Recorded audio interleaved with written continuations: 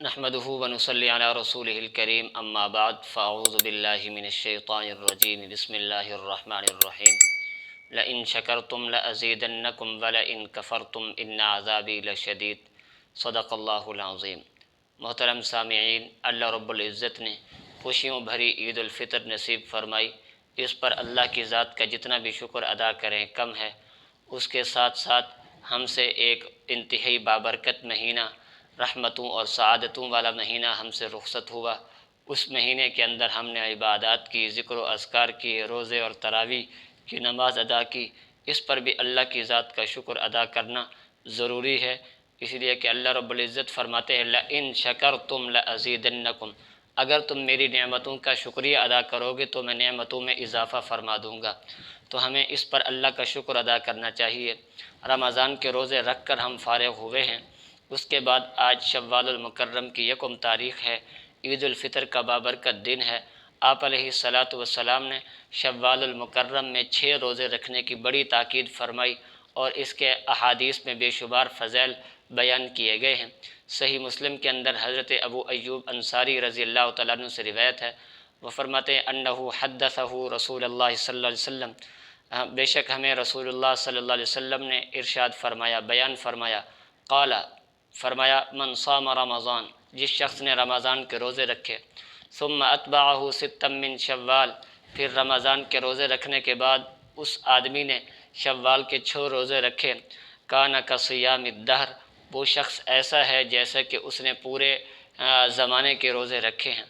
دیکھیں اللہ رب العزت کی ذات کتنا رحیم ذات ہے کہ چھوٹے عمل پر بڑا اجر عطا فرما رہے ہیں۔ اسی طرح ایک اور روایت ہے، حضرت جابر بن عبداللہ رضی اللہ تعالیٰ عنہ سے روایت ہے، وہ فرماتے ہیں سمعت رسول اللہ صلی اللہ علیہ وسلم یقول،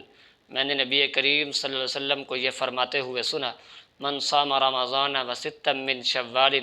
جس شخص نے رمضان کے روزے رکھے اور اس کے بعد 6 روزے شوال کے رکھے، فکأنما صام السنة کلہ، وہ شخص ایسا ہے جیسا کہ اس نے پورا سال روزے رکھے۔ ان دونوں روایات کو سامنے رکھتے ہوئے ایک روایت سے معلوم ہوتا ہے جس نے رمضان کے بعد 6 شوال کے روزے رکھے اس نے پورے زمانے کے روزے رکھے،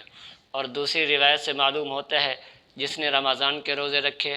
اس کے بعد 6 شوال کے روزے رکھے وہ ایسا ہے جیسے اس نے پورا سال روزوں کے اندر گزارا، پورا سال روزے رکھیں۔ اب اگر ہم قرآن مجید کے ایک اصول کو سامنے رکھیں، اللہ فرماتے ہیں من جاء بالحسنۃ فلہ عشر امثالھا، کہ جو شخص ایک نیکی کرتا ہے اس کو 10 نیکیوں کا ثواب ملتا ہے، اس کو ایک نیکی کرنے کا ثواب 10 گنا ملتا ہے۔ اب اگر ہم رمضان کے 30 روزوں کا حساب لگائیں تو رمضان کے 30 روزے 10 مہینوں کے روزوں کے ثواب کے برابر اس اصول کے مطابق پہنچ جاتے ہیں۔ تو باقی بچے 2 مہینے، تو اللہ رب العزت کے محبوب پیغمبر نے فرمایا کہ وہ 2 مہینے رمضان کے روزوں کی طرح گزارنے کے لیے شوال کے 6 روزے رکھ لو تو وہ 2 مہینے بھی روزوں کے اندر شامل ہو جائیں گے، تو اس سے انسان کو پورا سال روزہ رکھنے کا ثواب مل جائے گا۔ تو یہ بڑی سعادت کی چیز ہے، جہاں ہم نے پورا مہینہ روزے رکھے، پورا مہینہ اپنے آپ کو کھانے پینے دیگر جو ہے نا چیزوں سے باز رکھا، وہیں اگر 6 اور روزے بھی اگر ہم رکھ لیتے ہیں تو یہ کوئی بڑا مشکل امر نہیں ہے، بڑا کوئی مشکل کام نہیں ہے، بہت ہی آسان کام ہے۔ روزے رکھ کر فارغ ہوئے ہیں، ابھی ہماری پریکٹس بھی ہو چکی ہے، تو 6 روزے رکھنا ہمارے لیے کوئی مشکل نہیں ہے اب، اور اسی طرح دن بھی اتنے زیادہ سخت نہیں ہیں، تو ہمیں اس سعادت سے ضرور فائدہ اٹھانا چاہیے۔ باقی دوسری چیز، شوال کے روزوں کے متعلق چند ضروری مسائل بھی سمجھ لینے چاہیے۔ بعض لوگوں کے خیال میں یہ ہے کہ رمضان کے فوراً بعد جو ہے شوال کے روزے رکھیں گے تو یہ ثواب جو احادیث میں بیان کیا گیا ہے وہ ملے گا، اگر فوراً نہ رکھے تو ثواب نہیں ملے گا، تو ایسی بات نہیں ہے۔ شوال کے پورے مہینے کے اندر جب بھی دل چاہے، یکم شوال کو چھوڑ کر، کیونکہ یکم شوال عید کا دن ہے اور عید کے دن روزہ رکھنے سے شریعت کے اندر منع کیا گیا ہے۔ 2 شوال سے لے کر 29 شوال تک اس دوران کبھی بھی آپ 6 روزے رکھ سکتے ہیں، تب بھی آپ کو یہ ثواب مل جائے گا۔ اسی طرح دوسری چیز، لوگوں کے اندر یہ گمان ہے کہ اگر 6 روزے مسلسل رکھیں گے تو شوال کے روزے رکھنے کا ثواب ملے گا، وگرنہ نہیں، تو ایسی بھی کوئی بات نہیں ہے۔ مسلسل بھی 6 روزے نہیں رکھنے، ایک رکھ کر پھر کچھ دن وقفہ کر لیں، پھر دوسرا رکھیں پھر کچھ دن کا وقفہ کر لیں، پھر تیسرا رکھیں پھر کچھ دن کا وقفہ کر لیں، وقفے سے بھی آپ رکھ سکتے ہیں۔ لگاتار رکھنے کے لیے اس لیے کہا جاتا ہے کیونکہ تاکہ انسان روزوں کا جو تسلسل چل رہا تھا وہ تسلسل برقرار رہے اور انسان اپنے روزوں کو مکمل کر لے۔